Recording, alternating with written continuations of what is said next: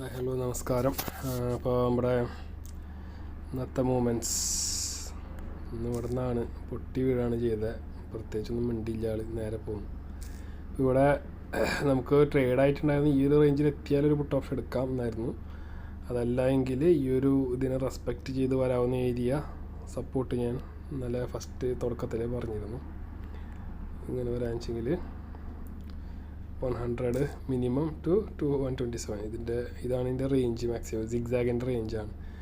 ശേഷം സപ്പോർട്ട് കിട്ടിയിട്ട് ഇറങ്ങി വന്നു കഴിഞ്ഞാൽ ചിലപ്പോൾ അത് കണ്ടിന്യൂ ചെയ്യും.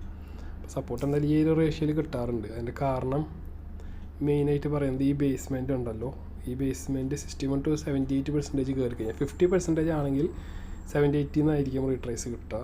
61-78% കയറി കഴിഞ്ഞാൽ അതായത് ഫിബ് റീട്രേസിൽ കേട്ടോ, ഫിബ് റീട്രേസിൽ ഓൾമോസ്റ്റ് ഇത്ര കയറി കഴിഞ്ഞാൽ കണ്ടിന്യൂസ് ആയിട്ട് പറഞ്ഞതിന് പകരം 127 അല്ലെങ്കിൽ 100% ഉള്ളിൽ വന്നിട്ട് കയറും. ശേഷം ഇത് ഇവിടുന്ന് കലങ്ങി ഇറങ്ങി വന്നു കഴിഞ്ഞാൽ ഇത് മിക്കവാറും ഇങ്ങനെ കയറുന്നത് ഈ റേഞ്ച് വരെ എത്താറുണ്ട്. അല്ലെങ്കിൽ ഇത് കണ്ടിന്യൂ ചെയ്ത് തിരിച്ച് വിടാറ്. ഇതായിരിക്കും അതിൻ്റെ ടോട്ടൽ സൈസ് വരാം. പിന്നെ എക്സ്റ്റൻഷൻ ഇങ്ങനെ പോകും. ഇവിടെ നമുക്ക് എൻട്രി എടുക്കാൻ പറ്റില്ല. ഇങ്ങനെ നേരിട്ട് വന്നു കഴിഞ്ഞാൽ ഇവിടെ നമുക്ക് കയറിയിട്ട് മാത്രമേ എൻട്രി എടുക്കാൻ പറ്റുള്ളൂ. ഇപ്പോൾ ഇവിടെ വന്നിരിക്കുന്നത്, ഇവിടെ ഒരു സപ്പോർട്ട് വന്നിട്ടുണ്ട്. സപ്പോർട്ടിൽ ഒരു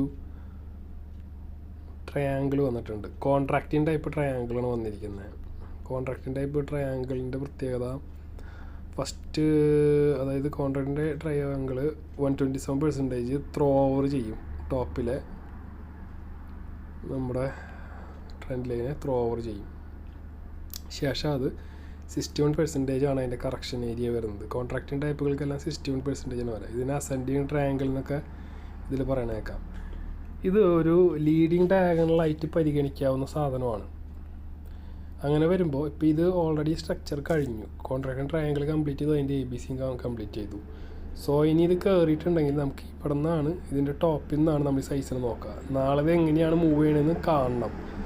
കണ്ടതിന് ശേഷം മാത്രമേ നമുക്ക് ബാക്കി പറയാൻ പറ്റുള്ളൂ. ഇവിടെ നിന്ന് കയറിയിട്ട് കോൺട്രാക്റ്റിംഗ് ടൈപ്പ് ട്രയാങ്കിൾ കറക്റ്റായിട്ട് വെക്കുന്ന പോയിന്റ് കിട്ടാനായിട്ട് ചിലപ്പോൾ ഈ ഒരു 78%, അതായത് 25,945, 950 ആ റേഞ്ചിലൊരു റീടെസ്റ്റ് കൂടി കിട്ടാം. ആ റീടെസ്റ്റിന് ശേഷം കയറി കഴിഞ്ഞാൽ കണ്ടിന്യൂഷൻ കിട്ടും. കണ്ടിന്യൂഷൻ ഏകദേശം 26,100 തൊട്ട് 26,175 വരെ, ഈ റേഞ്ച് വരെ മൂവ് ചെയ്യാം. അപ്പോഴും അത് ഇതിൻ്റെ ഈ ജംഗ്ഷനെ വിടുന്നില്ല. സോ വീണ്ടും ഒരു കണ്ടിന്യൂഷൻ ഉണ്ടാവണമെങ്കിൽ തിരിച്ച് നല്ല രീതിയിൽ ഇറങ്ങിയതിന് ശേഷം കയറാൻ വഴിയുള്ളൂ. നമുക്ക് ഈ റേഞ്ചിൽ എത്തുമ്പോൾ വേണമെങ്കിൽ ഒരു പുട്ട് ഓപ്ഷൻ കളിക്കാം ഇവിടെ സ്റ്റോപ്പ് ലോസ് വെച്ചിട്ട്. അപ്പോൾ ഇതിൻ്റെ ഒരു റീട്രേസ് ആയിട്ട് നമുക്ക് അത്യാവശ്യത്തിന് പോയിൻ്റ് കിട്ടും. ഈ ഒരു സൈസ് കുറച്ച് വലുതായതുകൊണ്ട് ഒരു 38% റേഞ്ച് വരെ കിട്ടും. സ്കാൽപ്പ് ചെയ്യണമൊക്കെ ഈസി ആയിരിക്കും. 100 പോയിൻ്റ് എന്ന് പറയുമ്പോൾ അറ്റ് ദ മണിക്ക് എടുത്താൽ ഒരു 75 പോയിൻറ്റുകളൊക്കെ ക്യാച്ച് ചെയ്യാൻ പറ്റും. ഏത് ഈ ഒരു 26,120 എത്തിയിട്ട് എടുത്താൽ. പ്രത്യേകിച്ച് ഇവിടെ റെസിസ്റ്റൻസ് ഉണ്ട് താൻ. അപ്പോൾ ഇത് ക്ലസ്റ്ററാണ്. ക്ലസ്റ്ററുകളിൽ അങ്ങനെ ഒരു പ്രത്യേകതയുണ്ട്. സ്റ്റോപ്പ് ലോസ് വെക്കുകയാണെന്ന് വെച്ചെങ്കിൽ 261% നിൽക്കുന്നതിൻ്റെ മുകളിൽ എന്ന് പറയുമ്പോൾ ഏകദേശം 26,315 ആ ഒരു റേഞ്ചിലാണ് സ്റ്റോപ്പ് ലോസ് ആയിട്ട് വയ്ക്കാവുന്നത്. പിന്നെയാണ് അതിന് കണ്ടിന്യൂഷൻ ഉണ്ടാവണമെങ്കിൽ ഇങ്ങോട്ട് വന്നിട്ട് തന്നെ കയറണം. അല്ലാതെ കയറി കഴിഞ്ഞാൽ കണ്ടിന്യൂഷൻ ഉണ്ടാവാൻ സാധ്യതയില്ല. ഇതിനെ സ്റ്റോപ്പ് ലോസ് ആയിട്ട് വെക്കേണ്ട. ഇതൊക്കെ വേണമെങ്കിൽ പൊട്ടിക്കാം. പക്ഷേ ഈ ഒരു ഏരിയനെ റെസ്പെക്റ്റ് ചെയ്യാൻ സാധ്യത കൂടുതലാണ്. അപ്പോൾ നമുക്ക് ലോസ് വരാതെ ഇറങ്ങാൻ പറ്റും. നടന്നില്ല നമ്മൾ ഹോൾഡ് ചെയ്യേണ്ട വരും. ഹോൾഡ് ചെയ്യുകയാണെന്നുവെച്ചെങ്കിൽ ക്വാണ്ടിറ്റി കുറച്ചെടുക്കുക, അങ്ങനത്തെ രീതിയിൽ.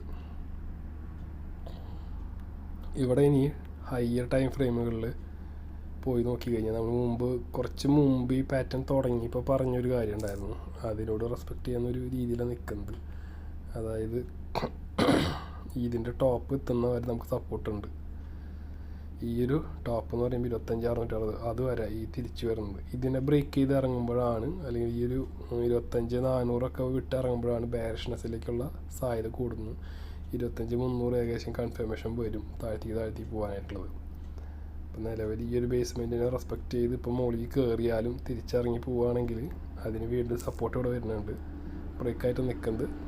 പിന്നെ തിരിച്ച് കയറിയിട്ട് ഇറങ്ങിയാൽ ഇതായി മാറും ബേസ്മെൻറ്റ്. അപ്പോൾ ബേസ്മെൻറ്റ് സൈസ് ഭയങ്കരമാവും.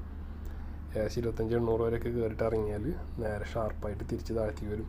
ഏറ്റവും ആദ്യം സൂചിപ്പിച്ച ആ വലിയ ബെയറിഷ് മോഡ്, അതായത് ടോട്ടൽ സ്ട്രക്ചറിൻ്റെ കറക്ഷൻ സംഭവിക്കാനുള്ള സാധ്യത ഉണ്ടാവും. അപ്പോൾ അതിൻ്റെ ഒരു തുടക്കമാണോ ഇതെന്ന് വേണമെങ്കിൽ നമുക്ക് വിചാരിക്കാം.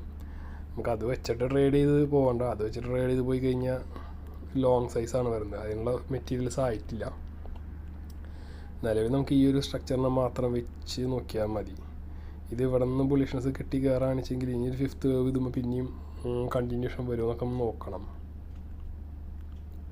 ടോട്ടൽ സൈസിൻ്റെ ഈ 5th വേവ് ആയിട്ട് എന്തെങ്കിലും വരുമെന്നുള്ളത്. 26,500 മാക്സിമം കിടക്കുന്നത്. അതിൻ്റെ അവിടെ പോകണം നിർബന്ധമില്ല. മിനിമം റേഷ്യോ കഴിഞ്ഞിട്ടാണ് ഇപ്പോൾ നിൽക്കുന്നത്. അതുകൊണ്ട് തന്നെ ഇനിയും വീണ്ടും കയറി പോകണം നിർബന്ധമൊന്നുമില്ല. സോ നാളത്തെ റിയാക്ഷൻ നോക്കാം. നാളെ ഇത് ഇതേപോലെ കണ്ടിന്യൂസ് ഇപ്പോൾ ഇത് റീടെസ്റ്റ് ആയിട്ട് വന്ന് ഇതിപ്പോൾ ഇങ്ങനെ കുത്തിയില്ലോ. ഇനി റീടെസ്റ്റ് ആയിട്ട് വന്ന് ഇറങ്ങുകയാണെച്ചെങ്കിൽ നമുക്ക് എങ്ങനെയും കണ്ടിന്യൂഷൻ കിട്ടാമെങ്കിൽ താഴ്ത്തേക്ക് ഇതുവരെയാണ് വരാൻ സാധ്യത 25,365. പക്ഷേ എനിക്ക് ഈ ഒരു കണ്ടിന്യൂഷൻ അങ്ങോട്ട് വിശ്വാസമില്ല. അങ്ങോട്ട് താഴ്ത്തേക്ക് ട്രേഡായിട്ട് പറയുന്നില്ല. മുകളിലേക്ക് ആണെച്ചെങ്കിൽ ഈ ഒരു റേഞ്ച് എത്തുമ്പോൾ സ്റ്റോപ്പ് ലോസ് ഇവിടെ നിന്നൊരു പുട്ട് ഓപ്ഷൻ എടുക്കാവുന്നതാണ്. ശേഷം ഈ ഒരു റേഞ്ചിലെത്തി കഴിഞ്ഞാൽ ഇവിടെ ഈ ഒരു റേഞ്ചൊക്കെ ആയിട്ട് വരും 261 എന്ന് പറയുമ്പോൾ അവിടെ സ്റ്റോപ്പ് ലോസ് കയറ്റി വയ്ക്കാൻ പറ്റിയാൽ ക്വാണ്ടിറ്റി കുറച്ചെടുത്താൽ മതി. സൈസുകൾ കൂടും, സ്റ്റോപ്പ് ലോസ് കൂടുന്നതനുസരിച്ച് ക്വാണ്ടിറ്റി കുറച്ചെടുക്കുന്നതാണ് നല്ലത്. വേണ്ട 261 മുകളിലേക്ക് നിൽക്കുന്നത്. അങ്ങനെ ഒരു സ്ട്രാറ്റജി വെച്ച് കളിക്കാം. നേരെ കണ്ടിന്യൂഷൻ എനിക്ക് അങ്ങോട്ട് ഇത്രയും ചെറിയൊരു റീടെസ്റ്റൊക്കെ സസ്റ്റെയിൻ ചെയ്യുമെന്ന് അറിയില്ല. അതുകൊണ്ടാണ് ഞാനത് എടുത്ത് പണിയാവേണ്ടതാണ്. ഓക്കെ, അപ്പോൾ അത് എത്രയേ ഉള്ളൂ നാളേക്ക്.